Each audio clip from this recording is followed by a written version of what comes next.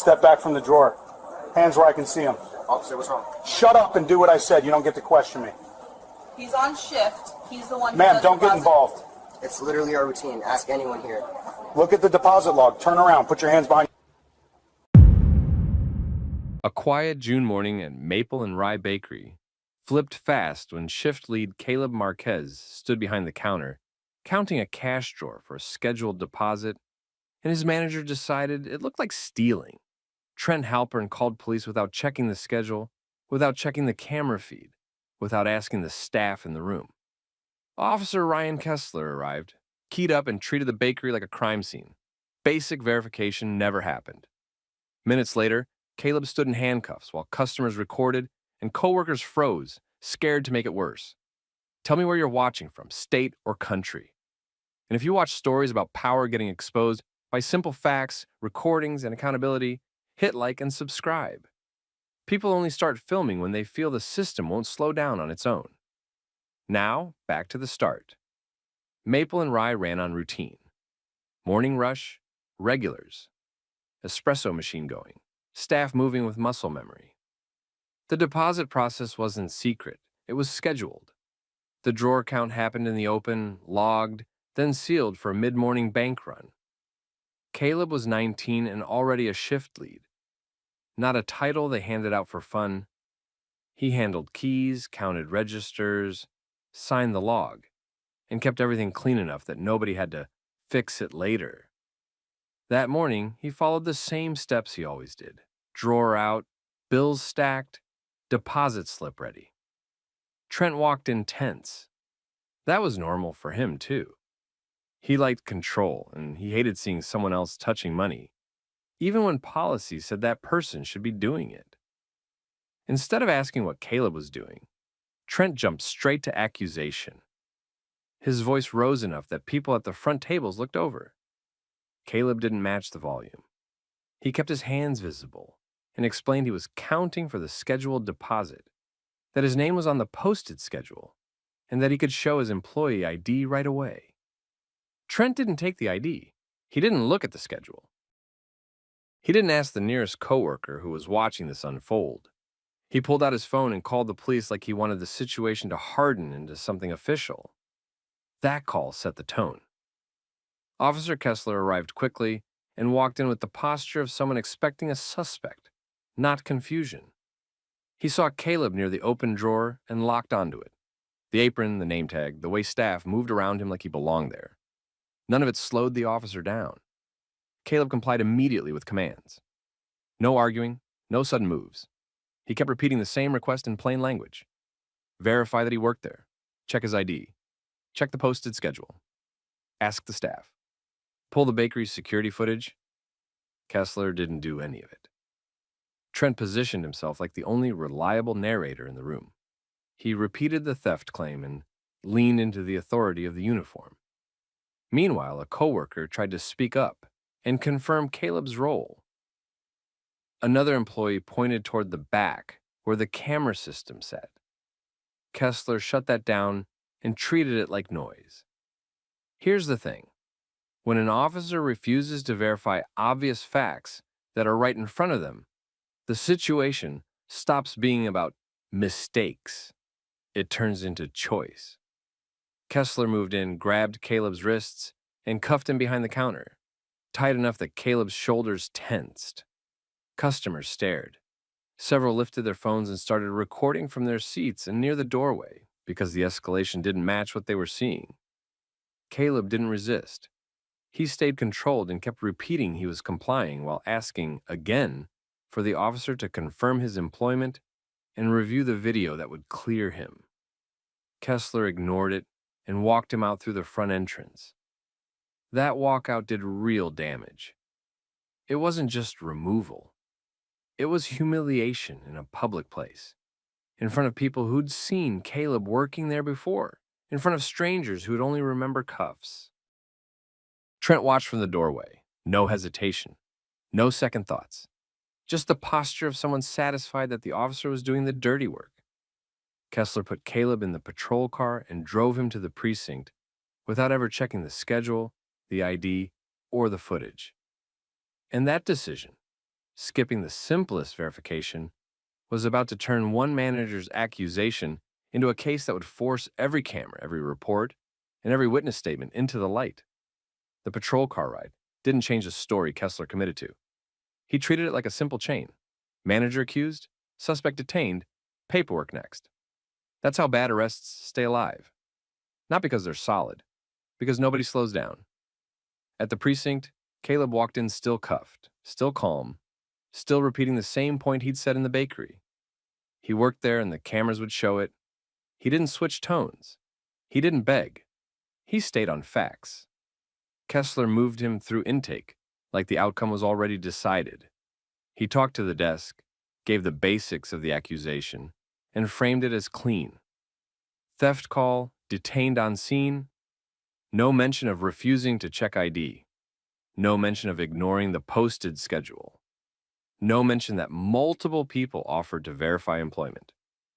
That's the chess move right there. If you skip verification and write the report like you did it, you're building cover before anyone asks questions. Caleb asked to have his cuffs adjusted because they were tight. Kessler brushed it off. He asked again to show his ID and asked again for someone to pull the bakery video. Kessler didn't take the bait. He kept moving. Then Desk Sergeant Miguel Santos looked up. Santos had been at that desk long enough to read people fast. He didn't just see a kid in cuffs. He saw the details that didn't match the energy. The bakery apron still on, flour smudges the way Caleb stood like someone used to being on shift instead of someone caught running. Santos asked the quick questions Kessler should have asked in the first 2 minutes. Where Caleb worked, why he had the drawer open, who else was there, and what exactly was verified before cuffs went on. Caleb answered in order. Shift led, scheduled deposit, posted schedule, security cameras, coworkers willing to confirm. He also pointed out that customers recorded the whole thing. Santos didn't accept Kessler's version on faith. He asked Kessler whether he checked ID or schedule or footage. Kessler defended the call by leaning on the manager's statement and the scene he walked into. That defense sounded routine, but it didn't sound responsible. Santos knew the difference. He had Caleb's property brought up for inventory because that's a normal step, and it put Caleb's identification in front of him without any drama. Name, date of birth, address, Marquez. That last name landed. Santos had seen it before, not on a suspect sheet. In the news and around the courthouse. Federal Judge Elena Marquez didn't keep a low profile in the legal community, and local law enforcement knew who sat on the federal bench in their area, even if they didn't socialize with them. Santos looked at Caleb again, then back at the ID, then at Kessler. The room shifted. Not because anyone suddenly cared more about right and wrong, because now there was a high chance someone with real power would demand receipts.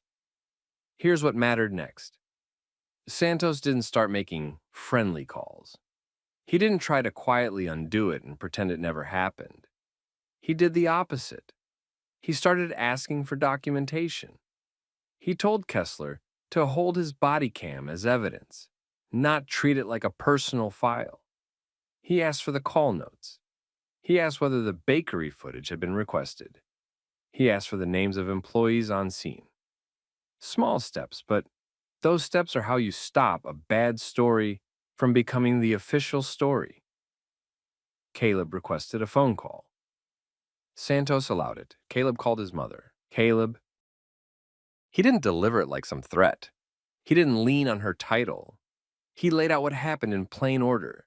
Deposit count, accusation, refusal to verify, cuffs, public walkout, arrest. Judge Elena Marquez didn't respond like someone trying to rescue her son from consequences. She responded like someone hearing a constitutional problem with clean evidence attached to it. First move, preservation. She told him to write down names and times while it was fresh. She told him not to argue the facts with officers. Just keep repeating the verification points. Then she got counsel involved immediately, the kind of lawyer who didn't play for apologies. Within hours, formal preservation demands went out. Bodycam, dispatch audio, booking footage, store surveillance, witness contact info, anything that could accidentally disappear once people realized how bad it looked. That move cornered everyone, because now it wasn't just a kid saying he worked there. It was a paper trail forcing the department and the bakery to lock down evidence before anyone could reshape the story. Kessler still acted like he'd done nothing wrong. Trent still expected his call to be treated as gospel. Neither of them seemed to understand what was about to happen once the footage got reviewed frame by frame. Judge Elena Marquez didn't treat it like a family emergency. She treated it like a civil rights incident with a clock running, because evidence disappears when people get nervous. Her attorney moved first on preservation. Formal letters went out to the police department, the city, and the bakery. Bodycam, dashcam, dispatch audio, holding room video, booking area video, store surveillance, point of sale logs, the deposit log, employee schedule records. Anything tied to that morning locked down immediately. That move forced everyone to pick a lane, cooperate and produce, or stall and look guilty later. On the police side, the department couldn't pretend it was routine anymore. Internal review opened fast, not because they suddenly loved accountability, but because they understood exposure. Bodycam got flagged. Supervisors got involved. The city legal office got looped in. At the bakery, the owners got hit with the same reality. Their manager had called police on a shift lead in front of customers. Now lawyers wanted the footage and records. If they didn't preserve it, they'd be part of the problem. Caleb's case also hit the prosecutor's desk. The charge decision couldn't wait for vibes. It needed facts. That's where the verification issue came back like a boomerang, because Kessler had almost nothing besides Trent's accusation. Caleb got released later that day, not because anyone apologized, but because the case wasn't clean enough to hold him without questions. He left with a receipt for his property, red marks on his wrists, and a phone full of messages from coworkers and customers. People already knew. Video clips were already circulating. Here's what made this different from the usual online outrage cycle. This didn't stop at a post and some comments. A federal civil rights complaint got filed the same day, aimed at the officer's actions and the department's failures. The filing wasn't a dramatic gesture. It was leverage. It forced timelines, disclosures, and consequences. Once that paperwork landed, the department had to preserve everything and review it like it would be shown in court, because it would. Then the footage got pulled. Store cameras first. The bakery's angle showed Caleb doing what he said he was doing. He moved like someone working, not someone sneaking. He followed the deposit routine. Coworkers drifted in and out like it was normal. Nobody acted like they were watching a crime unfold until Trent decided it was a crime. The security video also showed what Trent didn't want seen. There was no frantic scramble, no attempt to pocket money, no hiding. It was a count, a logged task.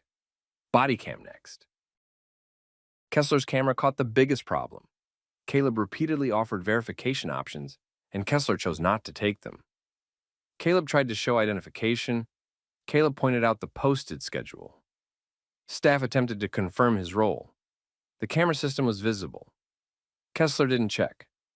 That wasn't an accident. It was a decision. The body cam made that impossible to deny.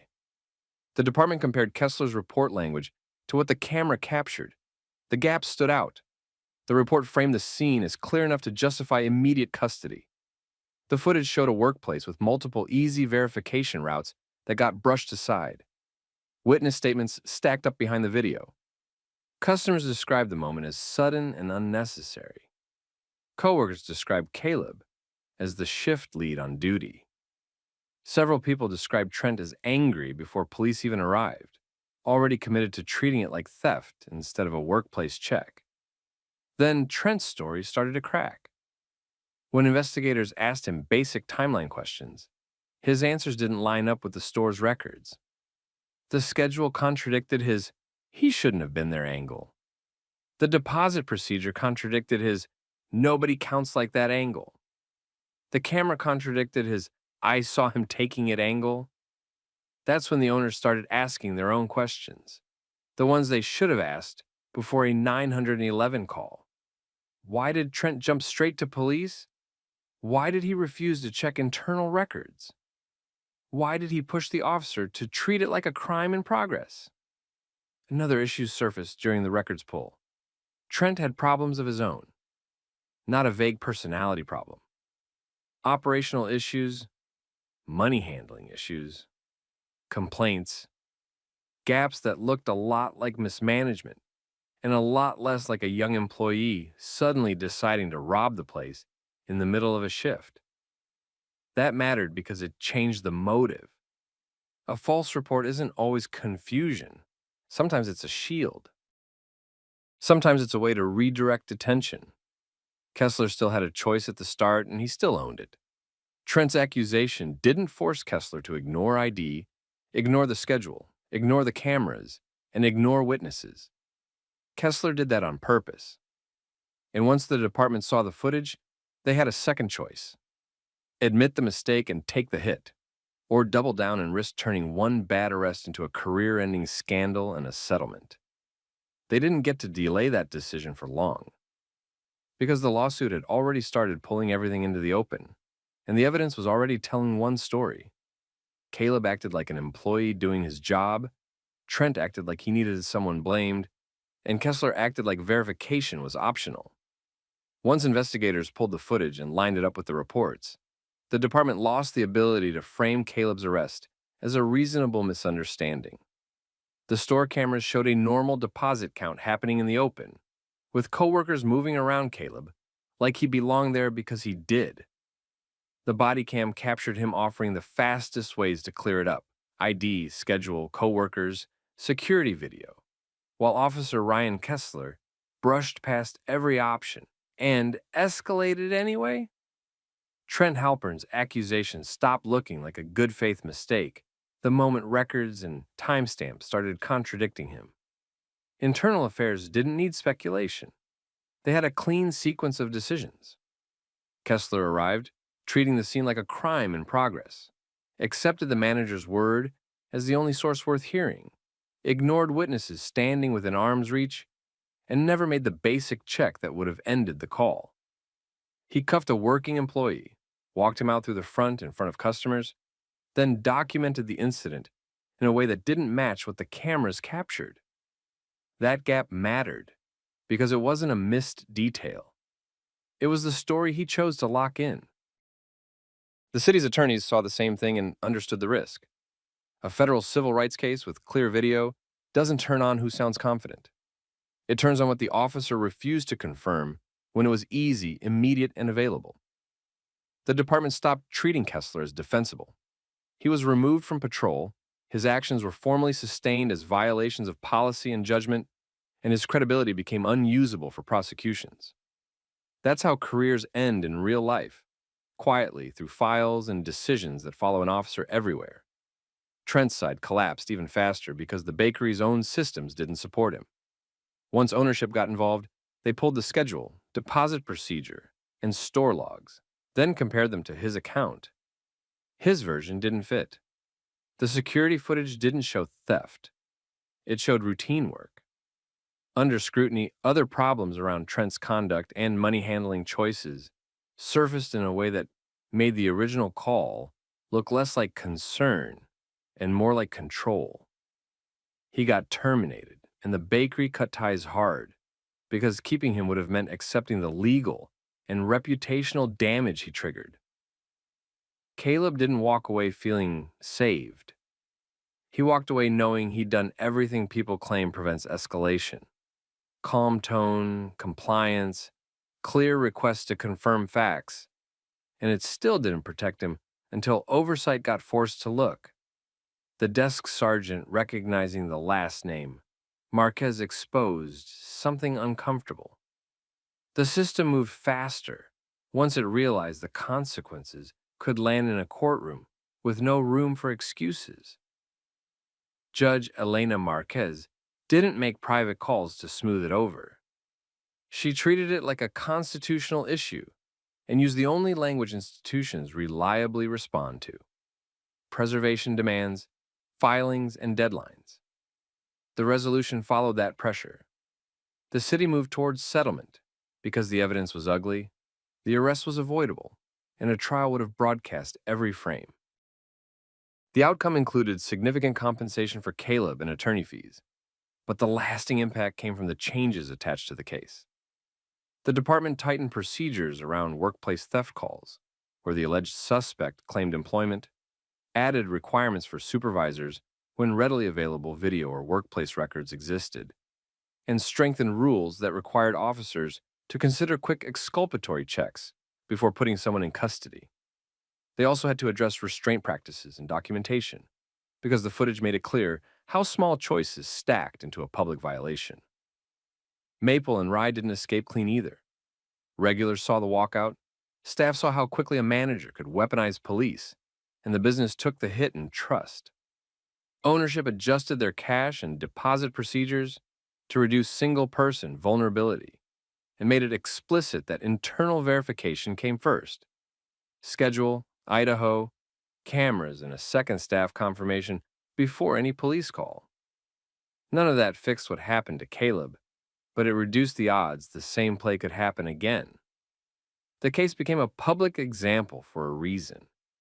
It showed how ego and bias can erase basic process, and how the minimum standards, check the ID, confirm the schedule, review the video, aren't optional just because someone in authority feels certain. Caleb didn't win because of status. He won because evidence got preserved before it could be buried, and because the recordings forced everyone to confront what they didn't want to admit. So here's the question to sit with.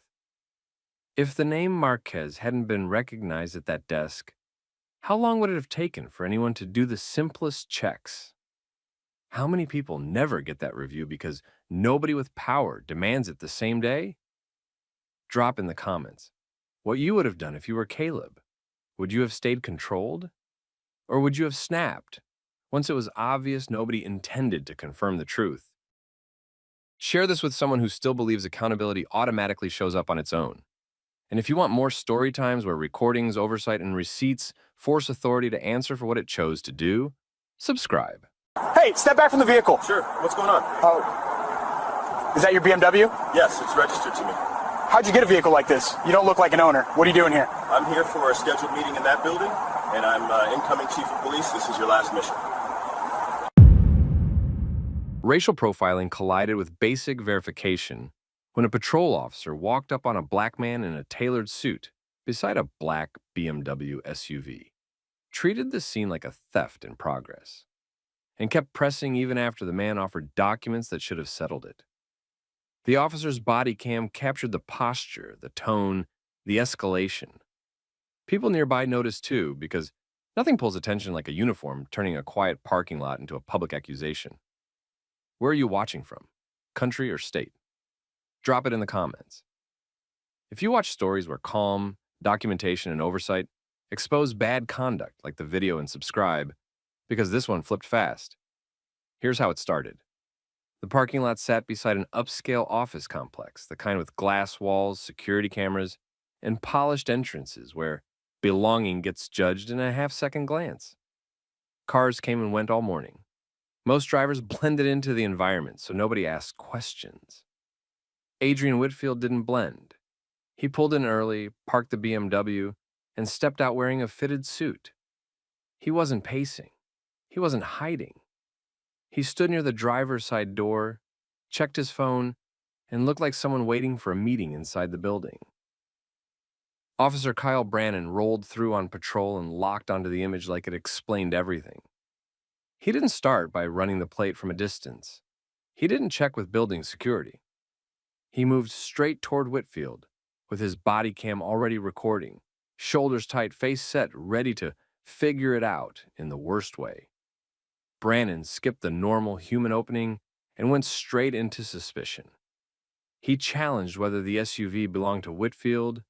He pressed for an explanation before he asked for anything that would actually verify ownership. Whitfield responded like a professional who understood procedure and didn't want a scene. He stayed calm. He told Brannon the SUV was registered to him. He offered his ID and the registration immediately. That should have ended the contact in under a minute. Brannon didn't let it. He treated cooperation like a trick. The officer didn't move toward confirmation. He kept moving the goalposts. He ordered Whitfield to step away from the vehicle, increasing distance like he expected trouble. Then he demanded the key fob, not as a reasonable request to verify entry, but as a control move, something that kept Whitfield in a prove-it position. Whitfield complied anyway, hands visible, movement slow, documents ready. No argument because he understood what a lot of people learn the hard way. The moment you match an officer's emotion, you stop being seen as a person and start being treated like a problem. Brannon still acted like none of it added up. He pushed questions that didn't connect to the plate, the VIN, or the registration. He focused on why Whitfield was there, why he was dressed like that, why he was next to that vehicle at that location. The questions had a pattern. They weren't designed to confirm facts. They were designed to imply Whitfield didn't belong. Meanwhile, the environment changed. A couple office workers slowed near the entrance instead of walking straight inside. A person sitting in a nearby car turned their phone toward the interaction and started recording. A security guard watched from a distance, not intervening, just clocking the dynamics. Brannon radioed dispatch to run the registration, but he didn't wait like someone expecting the system to clear it up. He kept the pressure on. His tone stayed sharp. His posture stayed confrontational. He acted like the paperwork was just another obstacle to his suspicion, not the answer. Whitfield kept it tight and factual. He didn't over-explain. He didn't plead. He repeated what mattered. The BMW was his. The documentation matched, and he was there for a scheduled meeting inside the building. Brannon's suspicion shifted in a way that told on him. At first, he treated it like a stolen vehicle situation. Then, when Whitfield stayed composed and the documents lined up, Brannon's focus moved off theft and onto something uglier. Whether a man like Whitfield could realistically own a vehicle like that in the first place. That's where the stop stopped being routine. Because once an officer looks at a person and decides the problem is their existence in that space, verification turns into theater. The goal isn't truth anymore, it's saving face. And Brannon was clearly headed toward a statement he couldn't take back once it left his mouth. Brannon should have slowed down once he had Whitfield's documents in his hand. He went the other way. He held the license and registration, glanced at them, then kept Whitfield in the same prove yourself box, like nothing had been produced at all. Control stayed the point. Distance stayed the point. The key fob stayed the point. Whitfield stayed where Brannon told him to stand. Hands visible. Voice even. He didn't negotiate the scene. He tried to end it with facts. Brannon acted like facts were optional. He kept asking for explanations that didn't connect to the vehicle record check, who Whitfield was meeting, why he arrived early, why he was dressed like that, why he was standing by the driver's side door instead of walking inside. None of it changed whether the BMW was stolen or not. It only changed how much Brannon could make Whitfield feel out of place. That's the chess move right there. Not show me proof. More like, talk long enough until you slip. Whitfield didn't slip. Dispatch came back with the basic confirmation Brannon claimed to be waiting for. The plate returned to a registered owner matching the documents. Insurance active. Address consistent. Nothing popped that justified the temperature Brannon brought to the interaction. A reasonable officer would have pivoted to closure. Quick apology. Clear the scene. Move on. Brannon didn't close it. Pride kept it alive. His suspicion shifted in real time. Theft didn't hold up, so he leaned into something harder to disprove. The idea that ownership itself didn't make sense. He started implying Whitfield didn't look like someone who could afford that kind of vehicle. Then he said it more directly, with a comment about how cars like that usually didn't belong to people like Whitfield. He didn't say it as a joke. He said it like it was an obvious truth, and Whitfield was supposed to accept it. Another jab followed, aimed at status, Like Whitfield didn't look like the type who owned a Porsche either. Same message, same direction. Wealth plus blackness couldn't compute in Brannon's head, so he tried to make the math Whitfield's problem. That's when the parking lot's mood changed. People nearby stopped pretending they weren't watching. One office worker slowed down and stayed put. Someone recording from a car held their phone steady. A security guard didn't step in, but he didn't look away either. When an officer starts talking like that in public, everyone understands what they're hearing. Whitfield didn't explode. He didn't perform outrage for the crowd. He didn't give Brannon a reason to pretend the issue was attitude. He tightened up instead. Whitfield kept his answers short. Ownership was documented. Registration matched. He was there for a scheduled command transfer meeting inside the building. Nothing about that required debate in a parking lot. Brannon pushed again anyway. He repeated instructions. He kept Whitfield away from the vehicle. He held onto the key fob demand like it was leverage.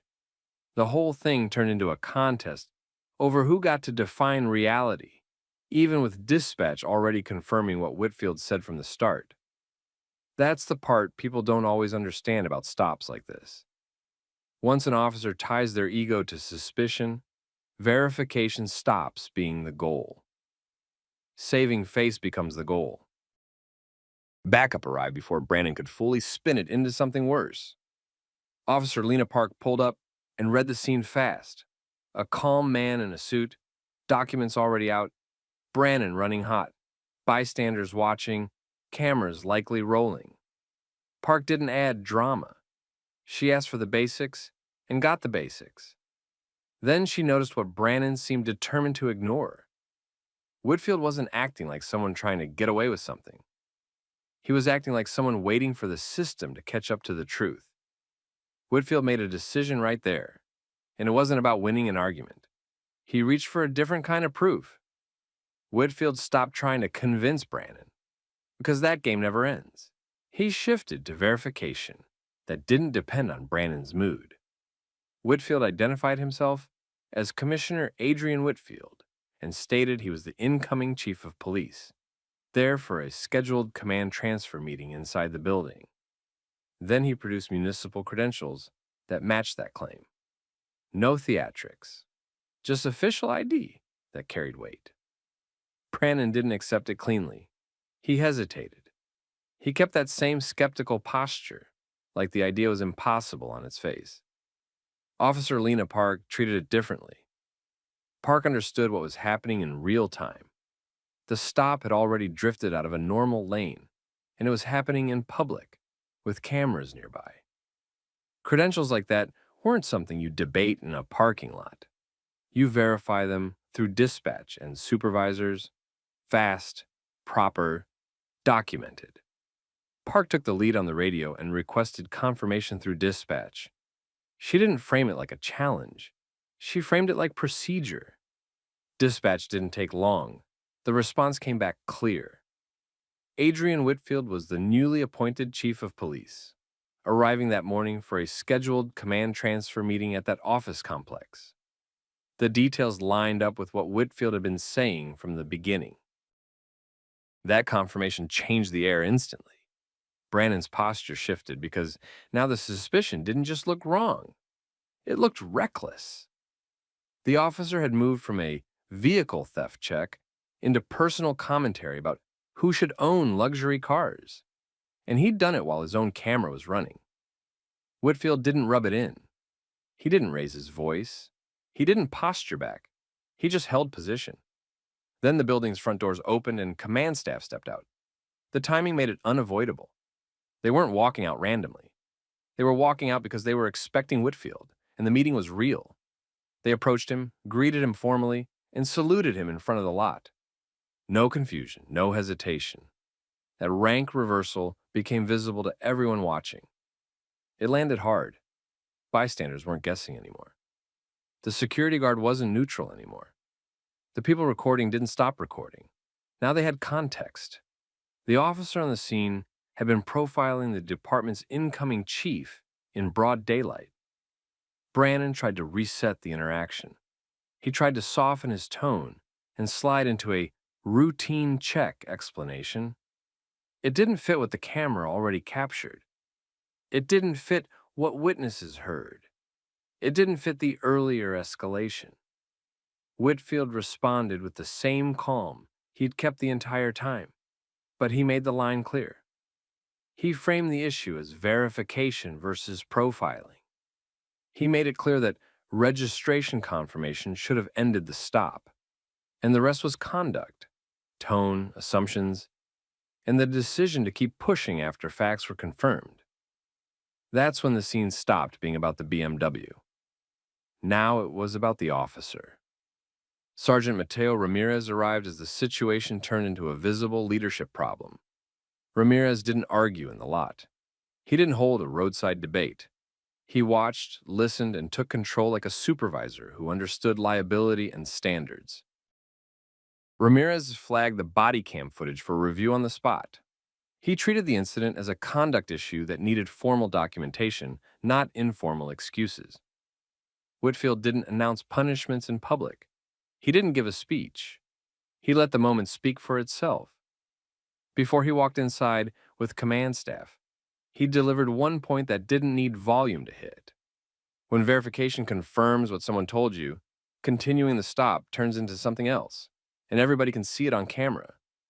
The parking lot cleared out, but the problem didn't. Inside the building, Whitfield kept the schedule.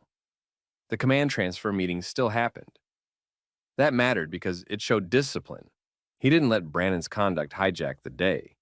He also didn't pretend it was no big deal.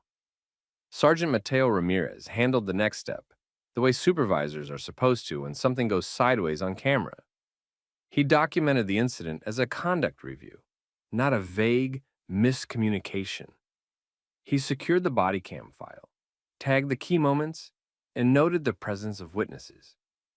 Park's radio traffic and dispatch confirmations went into the timeline too. That created a clean record. What Brannon saw, what he chose to do, what facts were available, and how he behaved after those facts came back. Brannon tried to frame it as a standard suspicious vehicle contact. That explanation couldn't carry the weight of what he actually did.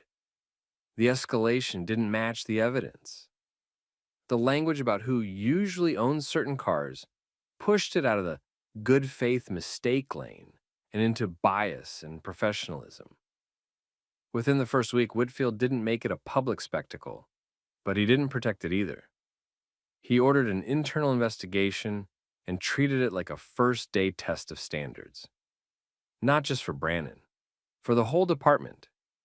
If the new chief watched this slide, everyone would learn the real rules. Say the right words in policy, then do whatever you want in the field. So Whitfield did the opposite. Brannon got placed on administrative leave pending investigation. Ramirez and professional standards pulled the full footage, dispatch logs, and statements from Park and witnesses.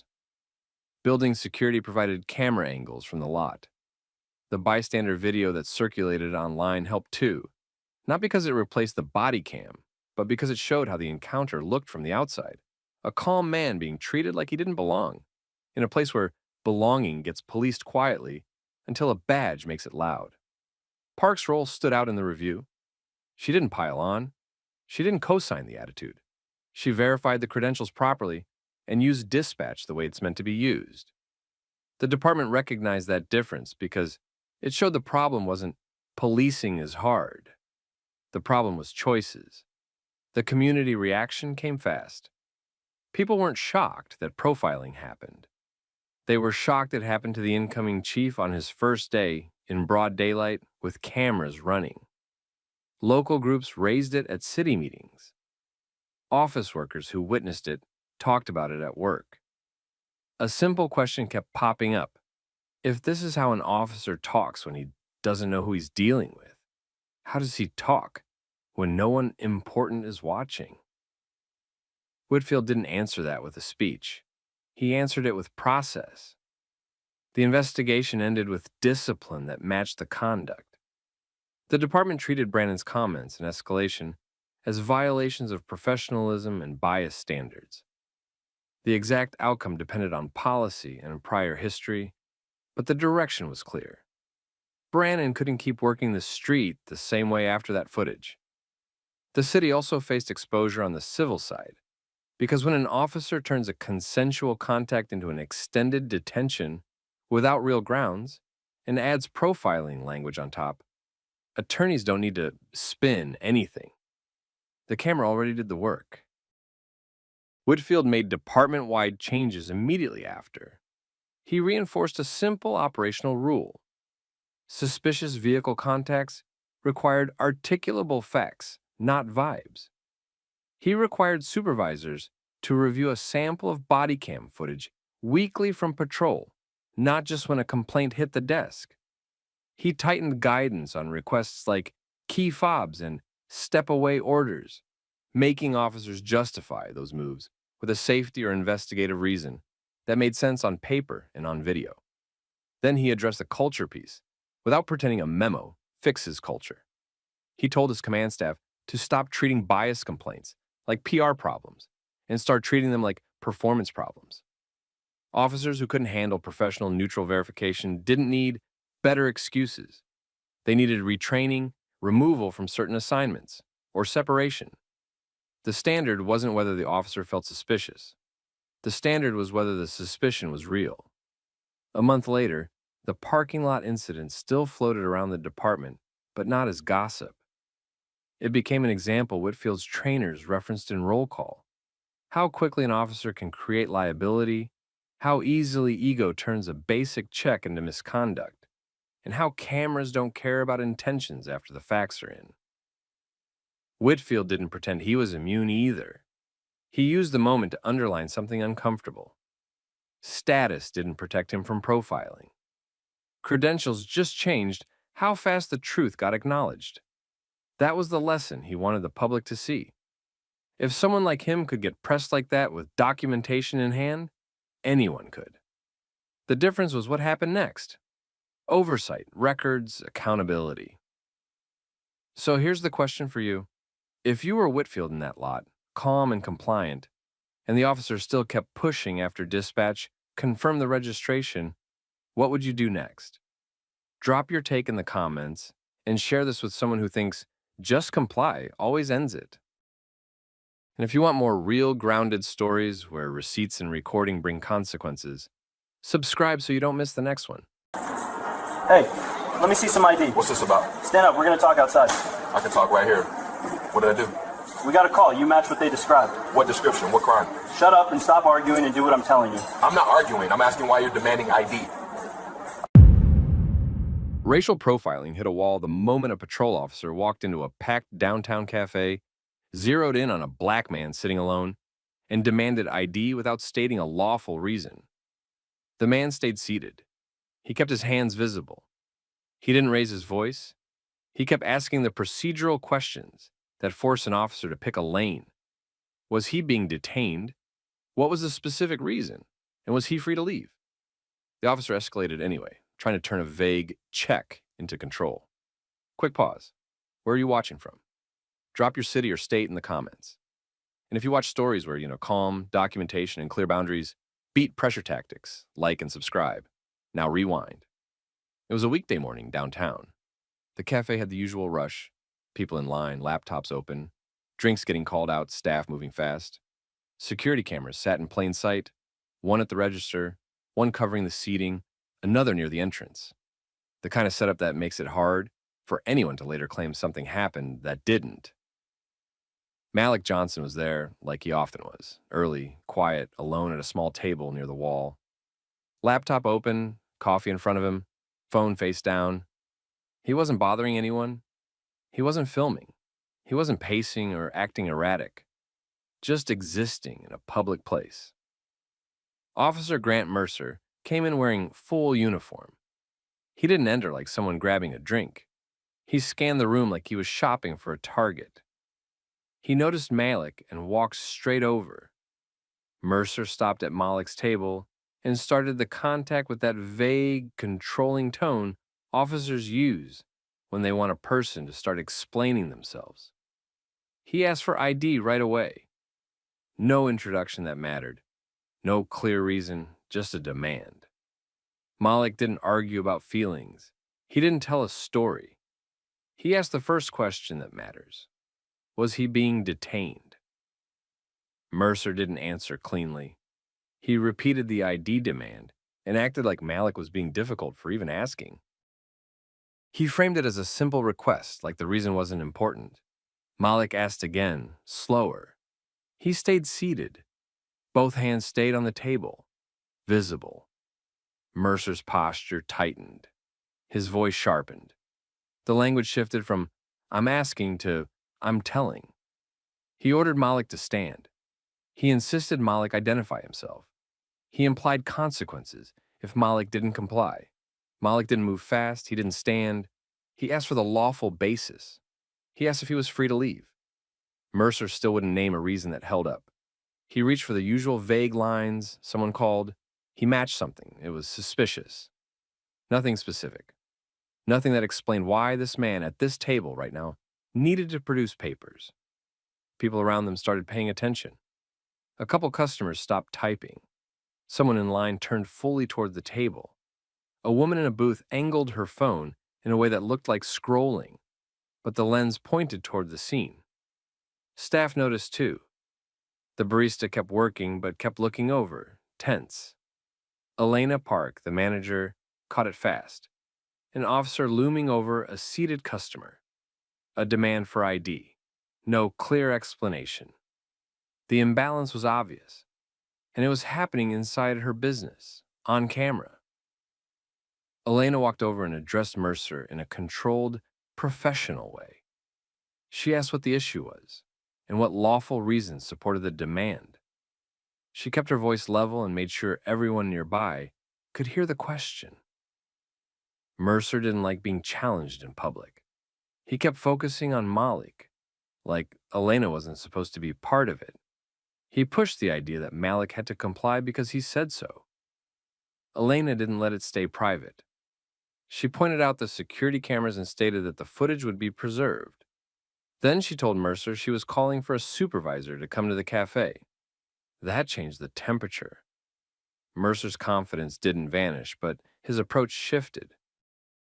He started talking like he needed to justify what he'd already done. He tried to keep Malik in the box of non-compliant, without ever answering the basic questions Malik kept asking. Malik stayed consistent. Same posture, same controlled movements, same questions. He wasn't performing for the room. He was building a clear record.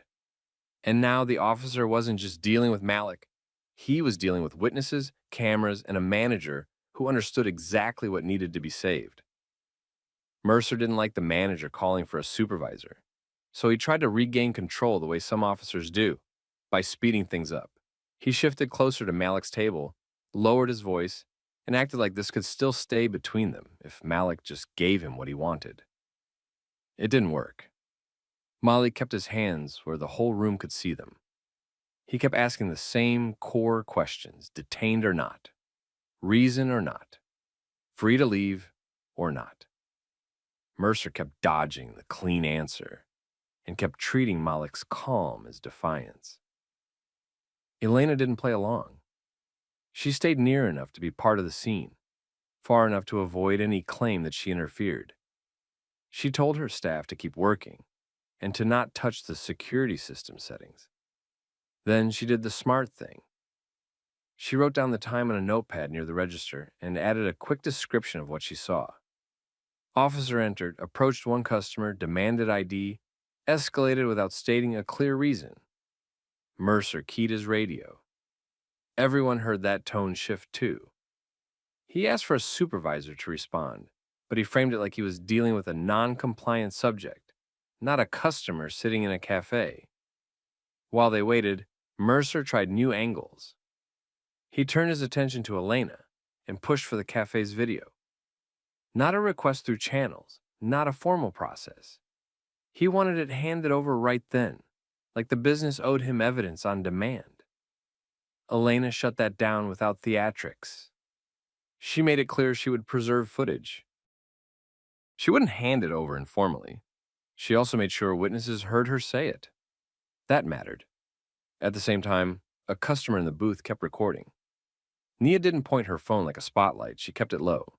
She captured the audio in the space. Mercer standing, Malik seated, Elena present, customers watching. Malik stayed focused. No insults, no sarcasm. He didn't try to win the crowd. He treated the situation like it would be replayed later by someone who didn't care about Mercer's tone. Only facts. Minutes passed. Enough time for the room to lock into attention. Enough time for Mercer to realize he couldn't force a quick submission without doing something that would look bad on camera. Sergeant Ramirez walked in with that supervisor pace. Not rushed, not casual either. He saw the crowd first, then the table. He read the room in one glance. Officer looming, customer seated, manager nearby, multiple phones out. Ramirez didn't start by scolding anyone. He started by getting Mercer away from Malik's face. Small repositioning. A few steps. Space created. Mercer went first, of course. He tried to set the narrative before anyone else could. He told Ramirez he had a reason to identify Malik.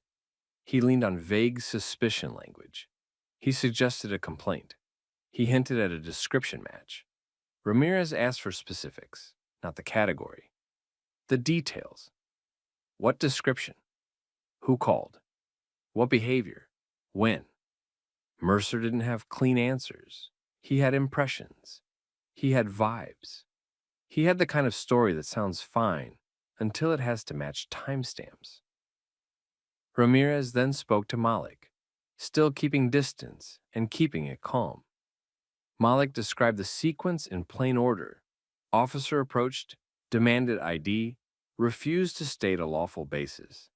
Escalated when Malik asked if he was detained.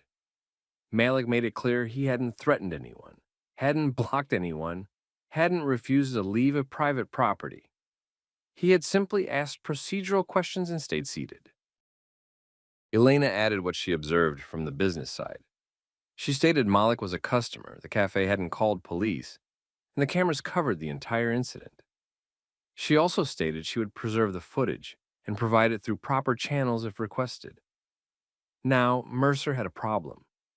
Ramirez couldn't justify a detention off a foggy explanation in a room full of witnesses, not with cameras overhead, not with bystanders recording, not with a manager ready to document and preserve. Mercer tried to push one last claim, that Malik's refusal to provide ID created the suspicion. Ramirez didn't bite. That logic collapses fast when the original demand never had a lawful basis. Ramirez ended the contact. He instructed Mercer to step back and disengage. He didn't make it a big speech. He didn't need to. The decision itself said enough. Mercer backed off, but he didn't look relieved. He looked irritated. He walked out like someone already rehearsing the report he planned to write. Malik didn't celebrate. He stayed steady and did the next smart thing. He asked for the supervisor's identifying information and the incident reference. He also made sure Elena knew he wanted the footage preserved, not edited, not clipped, not overwritten. Elena moved immediately. She noted the exact time the supervisor arrived and the time Mercer left. She pulled the camera system menu and marked the block of footage for export. She also asked 2 customers, including the woman in the booth, for their contact info in case the department tried to claim there were no witnesses. By the time the cafe settled back into normal noise, the record was already forming. Body camera, security footage, witness, video. A clean timeline written down while it was fresh. Mercer still had his badge. He still had his authority. He also had a shrinking space to invent. By lunchtime, the cafe moment had already turned into paperwork. Malik didn't wait a week to cool off. He wrote down a timeline while it was still clean in his head. Arrival time, where he sat, when Mercer entered, when the supervisor showed up, when the officer left. He kept it factual because that's what survives later. Elena moved fast for a simpler reason. Most camera systems overwrite. Days pass, footage disappears, and then everyone argues about memory. She didn't let that happen. She pulled up the camera playback, grabbed the full-time window around the incident, and exported the video from the angles that covered the entrance and Malik's table. She kept the original system recording intact and saved a copy outside the system so it couldn't get lost by accident. The witness video mattered too. Nia sent Malik the original file, not a compressed social media clip. She kept her own copy. Same with another customer who had recorded a few minutes from a different angle. That afternoon, Malik filed a complaint with the department and requested the body-worn camera footage tied to Mercer and the supervisor. He also requested the dispatch record for the supposed call that Mercer had implied justified the contact. If there was no call, that would show up. If there was a call, the details would have to match what the officer claimed. A few days later, Mercer's written report landed in the system. It tried to make the whole thing sound tidy. A suspicious person check, a lawful demand for identification, a refusal framed as non-compliance. The report leaned on broad language that sounds fine until you compare it to time-stamped video. Then the footage got reviewed side by side. Security video showed Mercer walking in, scanning the room, and heading straight for Malik without talking to staff first. It also showed Malik staying seated while Mercer stood over him. The witness recording captured the tone shifts and the repeated demands that the report smoothed over. Body camera later filled in the gaps. Mercer had pushed the ID demand before he had articulated any specific reason, and the supervisor had pressed him for details he couldn't clearly give. The mismatch was obvious. One more problem showed up soon after. The report changed. Not a spelling correction, not formatting. The justification language shifted, and the sequence got cleaned up. Details that had been vague became more specific after the video existed. Edits don't always mean misconduct, but edits that move a report closer to what cameras show raise a different question. Was the report written from memory, or was it written to survive review? That's when the issue stopped being only about a bad contact. Now it was about reporting integrity. Internal Affairs opened a case. The department tried the standard containment approach at first. Treat it like a complaint. Interview a few people. Close it quietly. That strategy didn't work here because the facts didn't rely on opinions. 3 angles told the same story. The paper didn't. The dispatch side didn't help Mercer either. The call justification didn't line up cleanly with what he'd implied at the cafe. Staff statements undercut it too, because the cafe hadn't called for Malik and nobody had reported him as a threat. Once an officer's credibility starts wobbling on video, other parts of the system notice. Prosecutors, defense attorneys, supervisors who don't want their unit dragged into it. People start asking a practical question. If this report doesn't match the footage, what about the last 10 reports? A public defender recognized Mercer's name and asked for discovery in a separate case. Then another attorney did the same. It wasn't about Malik anymore. It was about whether Mercer had a pattern of vague suspicion language and aggressive identification demands that weren't supported by clear, lawful reasons. The unit got uncomfortable fast. Malik kept the pressure in the most boring way possible: documentation, follow-ups, and copies. He didn't argue on social media. He didn't rely on going viral to force action. He stayed inside the process while keeping his own record of every submission, every response, and every delay. And the more the department tried to treat it like a minor customer complaint, the more the contradiction between video and reporting kept pulling it upward. Because once the story becomes the report got adjusted to fit the footage, you don't just have a profiling problem. You have a trust problem that touches cases, courtrooms, and oversight outside the department. The department tried to close it like a normal complaint. Quick interviews, a polite email, maybe a reminder about professional conduct. That approach works when it's one person's word against an officer's. This wasn't that. Malik's complaint package had a clean timeline. Elena had security footage from fixed cameras. Nia had a witness recording with clear audio. The department had body camera. 3 separate sources lined up on the same sequence. Mercer walked in, targeted Malik, demanded ID, escalated without stating a clear lawful basis, and only shifted once a supervisor and cameras became the center of the scene. Internal Affairs could have still tried to bury it, but the report edits made that dangerous. Because once Mercer's report history showed meaningful changes after the fact, the story stopped being officer made a bad call. It became, did an officer manipulate a narrative? And that triggers a different level of concern inside a department. It also triggers attention outside it. Malik didn't threaten anyone. He didn't grandstand. He did something more effective. He requested records through formal channels and kept copies of everything he submitted and everything he received, including timestamps and version history. The first outside pressure point hit the department through the courts. Defense attorneys started asking for Mercer's Bodycam and report histories in unrelated cases, not because they cared about the cafe, because credibility is evidence. If an officer's reports don't match video in one incident, it becomes fair game to question his reports in other incidents. Prosecutors hate surprises like that. Judges hate it even more. That forced the department's legal unit to look at the situation with a risk lens instead of a PR lens. Then it got worse for Mercer's side. A pattern review began inside the unit. It started small, pulling a sample of Mercer's stops and matching them against available footage, CAD logs, and reports. That's when the same habits showed up repeatedly. Broad suspicion language, thin or generic reasons for detentions. Reports written in a way that made the officer's actions look more justified than what audio and video suggested. At that point, Internal Affairs wasn't the end of the line. It was the start. The case got referred upward. City oversight. Then state-level civil rights reviewers. Then it reached federal review through the same pathway these cases usually travel when integrity and documentation are in question.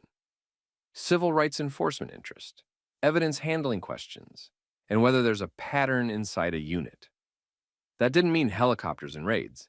It meant emails, subpoenas, and structured interviews. It meant data pulls. It meant policy and training documents requested. It meant the department's leadership getting asked questions they couldn't answer with slogans. Mercer's personal accountability came in layers. First, the department restricted him. Less discretion. Less contact-heavy assignments. Then formal discipline landed once the investigative file hardened. The footage contradicted the report, and the edits made it look like the report had been shaped to survive review. Then the big consequence hit that Mercer didn't control. His credibility became toxic. Once prosecutors decide they can't safely rely on an officer's testimony, the officer's job changes. Court testimony becomes a liability. Cases get dismissed or renegotiated. Old convictions get challenged. The department starts doing damage control, not for one incident, but for every file his name touched. That led to wider case rechecks, stops, searches, arrests.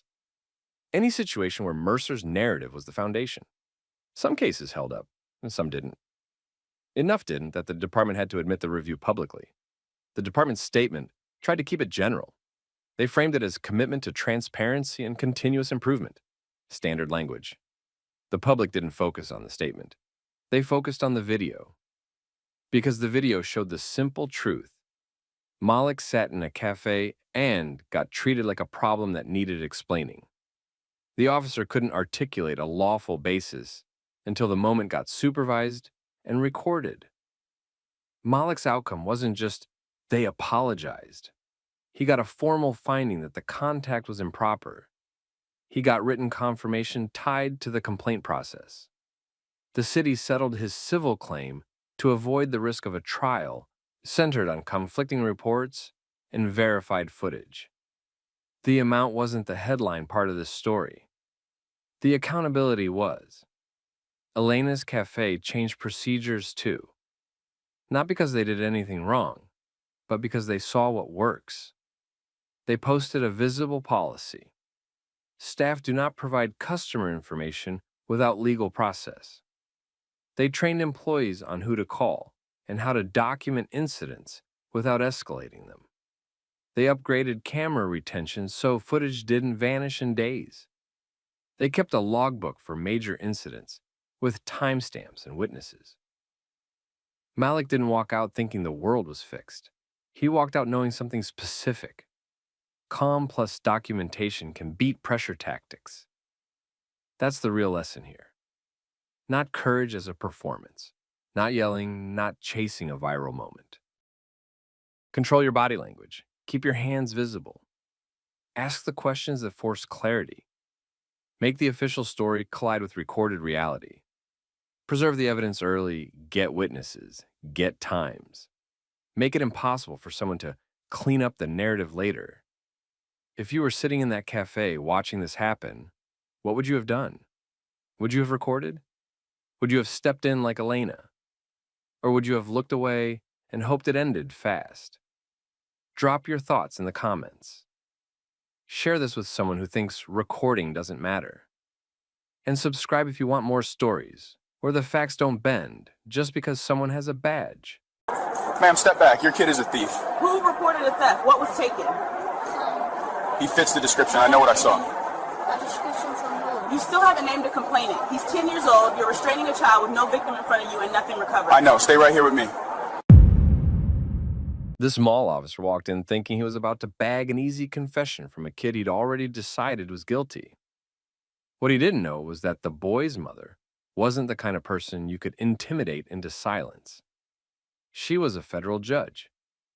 And when she stepped into frame, the whole situation flipped from security doing its job to a documented example of unlawful profiling on a minor. Before we get into it, tell us where you're watching from, your state or country. And if you stick around for stories where cameras force accountability in real time, hit like and subscribe. This one turned into a public lesson because everything was recorded. The body camera footage started in a busy corridor near the food court. It was the part of the mall where people always slowed down. Bags in hand, kids asking for snacks, shoppers stopping to check receipts. A bench sat along the wall and several groups had set shopping bags nearby while they looked through their purchases. Malik Carter, 10 years old, stood a few feet from that bench. He wasn't crouched over anyone's things. He wasn't reaching into bags. He looked like a kid waiting for an adult to come back. Hands close to his sides, attention bouncing between the crowd and the storefronts. Officer Brent Halverson entered the scene already locked in. He didn't scan the area for a complainant. He didn't ask nearby shoppers if anything was missing. He came straight to Malik and treated him like the crime had already been confirmed. The officer began accusing the child of pickpocketing. No victim got identified on camera. No missing item got described. Nothing was recovered. The reason stayed vague, built on Malik's proximity to bags and the officer's assumptions about who looked like a thief. Then the language slipped out. Not subtle, not accidental. The officer repeatedly used your type and you people while pressing the boy. That matters because it showed what the stop was really based on, not evidence. A category in the officer's head.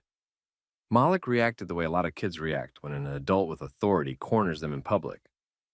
He looked scared and confused, trying to answer while also trying not to make the situation worse. He kept insisting he hadn't taken anything, but the officer didn't slow down to actually verify whether a theft had even happened. That's when the officer's approach started to look less like an investigation and more like a squeeze.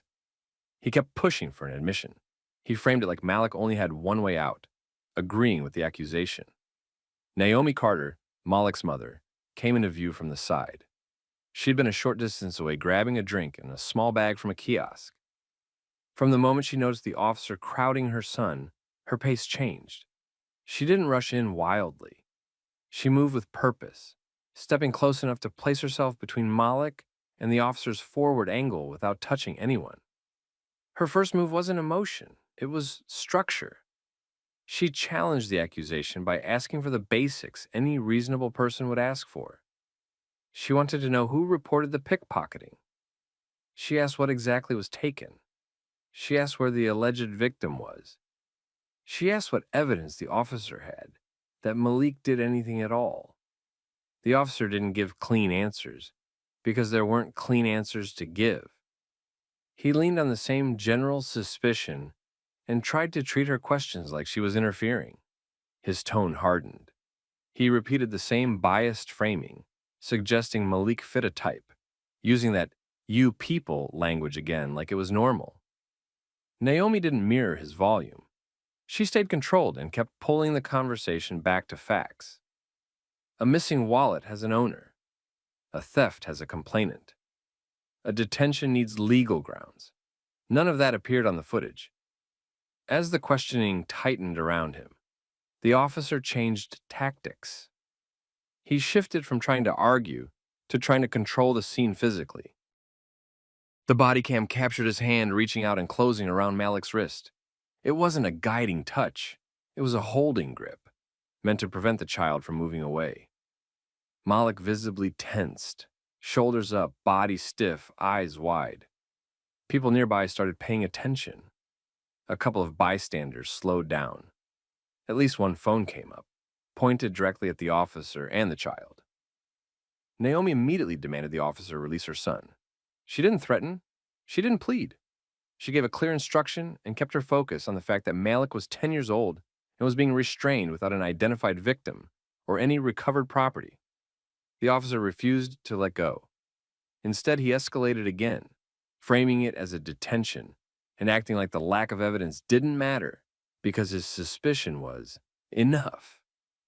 Then his free hand moved toward his belt, and the camera angle made it obvious what he was reaching for. Handcuffs. Not because he had probable cause. Not because a victim stood there pointing at Malik. Not because property had been found. It was a pressure move, aimed at a scared child and a mother who wouldn't back down. Naomi didn't step back. She also didn't give him anything to twist into resisting. Her posture stayed firm. Her questions stayed focused. Meanwhile, you could see bystanders committing to recording because everyone could feel the line had been crossed. And that's where part one ends. An officer holding a 10-year-old by the wrist with cuffs coming out, no victim in sight, no evidence on hand, and a mother who's clearly building a record, calmly, deliberately, because she already knows how accountability actually works. The officer kept Malik's wrist locked while Naomi stood close enough to shield her son without touching the officer. The camera picked up her voice, staying steady, and that steadiness did something important. It forced the chaos to look like what it really was. A grown man restraining a 10-year-old with no clear reason. Naomi stayed on the same track. She kept asking for the complainant. She asked for the missing property. She asked for a description that existed before Malik got singled out. She asked what specific action the officer saw that justified grabbing a child. The officer couldn't anchor the stop to anything real, so he leaned harder on attitude and intimidation. He talked like he was doing Naomi a favor by handling it quietly. He framed her questions as obstruction. He acted like she should be grateful he hadn't taken this further. Meanwhile, the only person who had taken it further was him. The "your type" and "you people" language came back again while he tried to justify why Malik stood out to him. He didn't describe behavior. He described a category. That's what made nearby shoppers start paying attention in a different way. People weren't just curious anymore. They looked concerned. A woman near the bench raised her phone higher. Another bystander stepped into the edge of the frame and stayed there watching the officer's hands. A man with shopping bags slowed down and didn't move on. You could tell the crowd sensed the moment turning. Naomi noticed it too. She didn't play to the audience, but she used the presence of witnesses the right way. She kept her words tight and factual, like she was building a record that would hold up later, even if someone tried to twist it.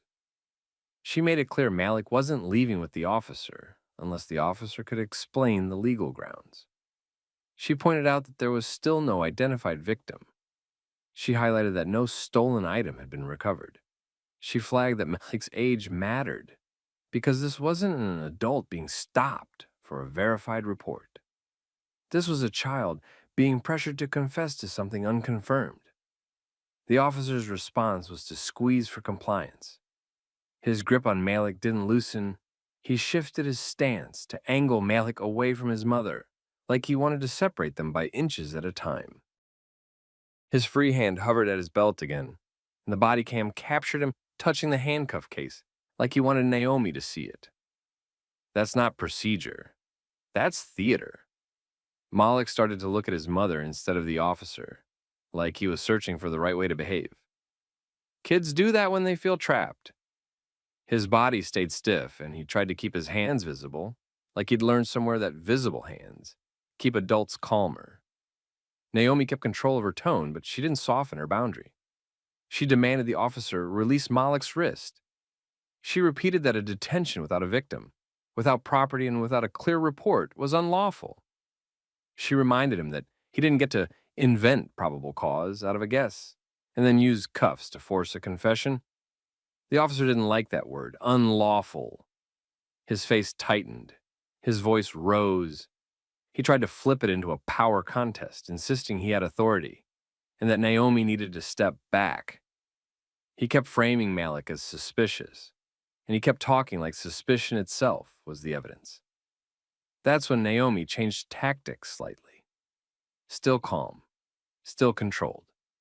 She stopped chasing his answers and started anchoring the moment to accountability. She told him she wanted his name and badge number for the report. She told him to preserve the body cam footage. She told him to call a supervisor immediately, not later. Immediately. That request hit him differently because it wasn't emotional. It wasn't a plea. It sounded like someone used to oversight. The officer hesitated for the first time. You could see it. A tiny pause, a quick glance around, the awareness that phones were up and people weren't walking away anymore. He tried to regain momentum by escalating again. He started to pull the handcuffs out fully, bringing them into view. He used them like a lever, like showing metal would make Malik crumble and Naomi back off. Instead, the opposite happened. A bystander spoke up from off camera, loud enough that the body cam caught it, calling attention to the fact that Malik was a child and asking what the evidence actually was. Another voice said they had the whole thing recorded. The crowd energy shifted from watching to documenting. Naomi stayed focused. She didn't argue with bystanders. She didn't let the situation scatter. Her attention stayed on the officer's hands, the wrist grip, the cuffs, and the fact that he still couldn't point to a victim.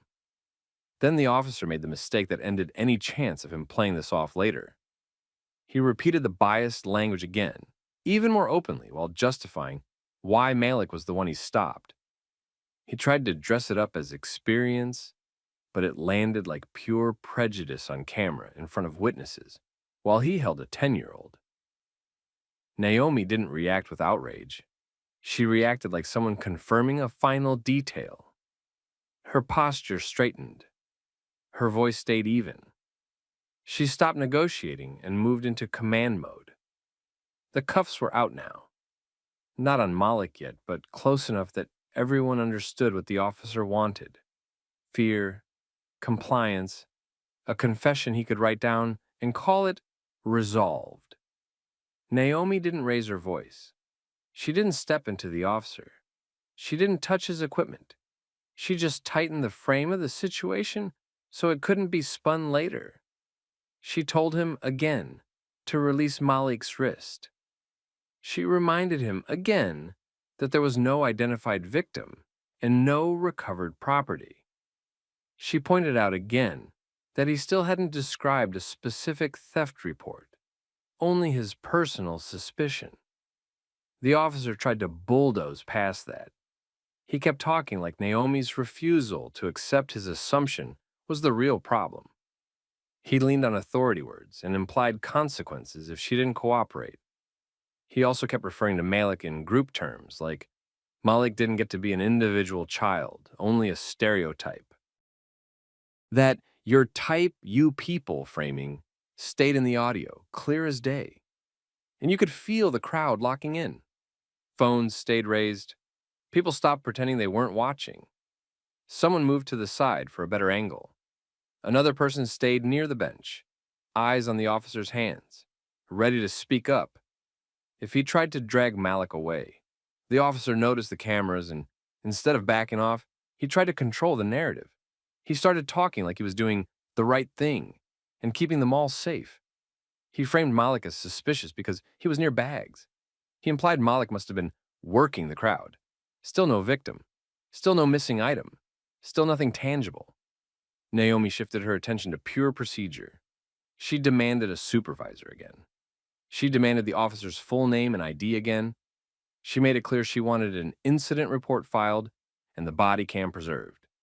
She said it like it wasn't a request. It was a directive. That's when the officer tried to end it the way he wanted. He tightened his grip on Malik's wrist and angled the cuffs forward like he was about to put them on. Not because he had legal grounds, but because he wanted to force Naomi to either submit or cause a scene. Either way, he thought he'd win. He misread her. Naomi didn't flinch. She didn't argue about his feelings. She didn't threaten him with vague connections. She did something sharper. She identified herself. Calmly, clearly, she stated she was a federal judge. Then she laid out the problem in plain terms. He was profiling a minor, detaining a 10-year-old without an identified victim, without recovered property, and without lawful grounds. She told him to release her son immediately. No yelling, no theatrics, just a statement of role and a statement of law.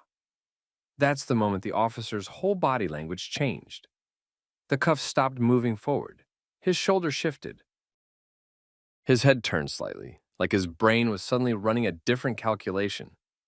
He glanced towards the phones around him, then back to Naomi. You could see him realizing he wasn't in control of the story anymore. He tried to talk his way out fast. He started reframing it as a misunderstanding. He implied he was just checking. He softened his tone and tried to make it sound like he'd never been aggressive at all. The video didn't support that. The grip on Malik's wrist had been steady for too long. The biased language had been said too many times. The cuffs had been out. Everyone saw it. Naomi didn't let him rewrite it in real time. She repeated the instruction. Release Malik. She also demanded the supervisor now, not after the fact. She told him to step back and stop engaging with her child. The officer finally loosened his hand and let go of Malik's wrist. Malik stepped closer to his mother immediately, staying tight to her side. His breathing looked shallow. He didn't look like a kid who'd just been checked. He looked like a kid who'd just been scared on purpose. A bystander spoke loud enough for the body cam to catch that they had the whole interaction recorded. Another person said the biased language was on video too. The officer heard it. You could see it hit him. He started trying to clean up the scene by lowering his voice and looking around as if he was searching for a victim to appear and validate him. Nobody stepped forward. Nobody claimed anything was missing. No one pointed at Malik. The supervisor arrived a minute later, stepping into frame with that "what's going on" posture. Already too late. Naomi gave a short, controlled summary. A detention of a minor, no victim, no property, biased language, physical restraint, cuffs displayed. The supervisor didn't argue on camera. He didn't want to. Not with phones rolling and a federal judge standing there holding her child. The officer tried one more time to minimize it, but his own footage boxed him in. Naomi requested the incident number. She requested the officer's information. She requested confirmation that the body cam would be preserved. She made it clear she'd be filing formal complaints with the mall, the security contractor, and the appropriate oversight channels. Then, she walked Malik away. Not rushed, not dramatic, just done. And right there, you could tell the officer knew something else too. This wasn't staying in the mall. By the time Naomi and Malik reached the escalator, 3 different phones had already uploaded clips, not later that night. Right then. The kind of quick post that spreads because it's short, clear, and ugly in the simplest way. An adult restraining a 10-year-old with cuffs out, while using "Your type, you people" language on camera. Within hours, the video hit local community pages. Then bigger accounts picked it up. People didn't need a long explanation. The footage explained itself. The mall tried to get ahead of it with a bland statement about safety and taking all concerns seriously. That didn't land. The problem wasn't that the officer asked a question. The problem was everything he did after he couldn't support the accusation. The security contractor reacted next. First move was damage control. They said they'd review the incident. They used careful wording. Meanwhile, the clip kept moving. What made this blow up wasn't Naomi's title, even though that's what the headlines latched onto. It was how clean the evidence was. No victim appeared. Nothing was recovered. The officer started from a vague suspicion and never built anything real. He escalated anyway. He grabbed a child. He brought cuffs into the moment. He used biased language more than once. And all of it was recorded. Naomi didn't go looking for attention. She handled it the way someone does when they know oversight exists and expects it to function. She filed formal complaints with mall management and the security company, and she pushed to preserve everything: the full Bodycam file, nearby mall cameras, security office footage, the entire timeline. She didn't rely on the viral clip alone. She locked down the record. The company placed Officer Halverson on leave quickly, because keeping him on shift would have been reckless. After that, the internal review turned into a detailed, time-stamped breakdown. They tracked what he claimed to see, what he actually verified, what he said, when he made physical contact, and what he used to justify pulling cuffs on a 10-year-old without a complainant in sight. Then they pulled his history. That's when it stopped being a single bad stop. Similar complaints showed up with the same shape: aggressive approaches, vague suspicion, people reporting biased tone, parents describing how quickly he escalated. Some of those complaints had been brushed off before because there wasn't enough proof. This time there was.